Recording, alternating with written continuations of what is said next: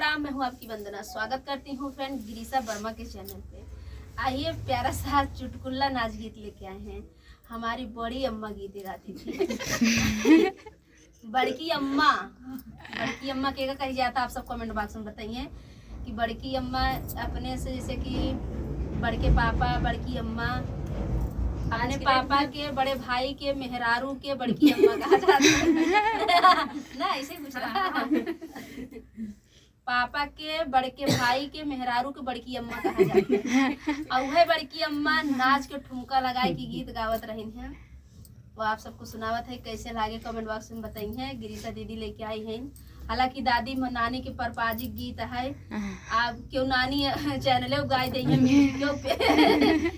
दादी नानी गीत दादी नानी फिर गाओ सकत है म्यूजिक पे। आवे अपने भाव में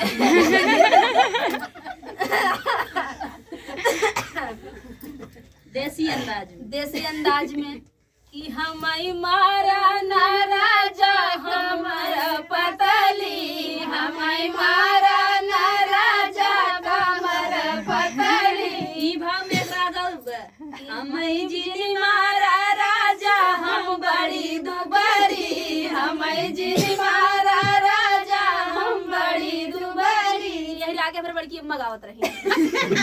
यही आगे और बड़की अम्मा गावत रही।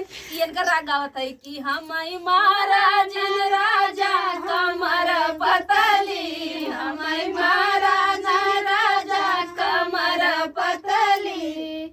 अब की के साल राजा सुइया मंगाई दा, अब की के साल राजा सुइया मंगाई दा।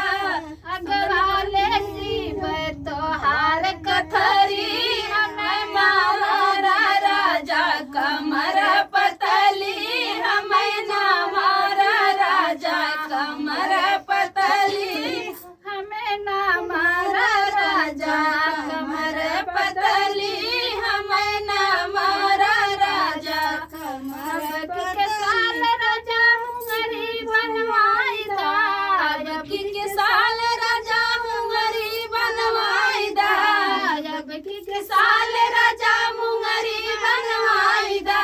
यगवाले करबै तोहार टंगारी, हम महाराज राजा हम बड़े दुबरी, हम महाराज राजा हम बड़ी दुबरी, हम महाराज राजा। अब की के साल राजा मुंगरी बनवाई दा, अब की के साल राजा मुंगरी बनवाई दा। अब की के साल राजा सुइया मंगाई दा, अब की के साल राजा सुइया मंगाई दा। अब की के साल राजा फरसी बनवाई दा, अब की के साल राजा खुरपी बनवाई दा।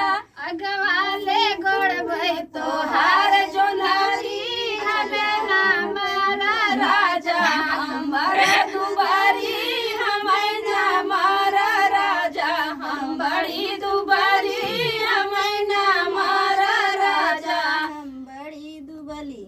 राजा कुदरिया बनवाई दा, अब की के साल राजा कुदरिया बनवाई दा।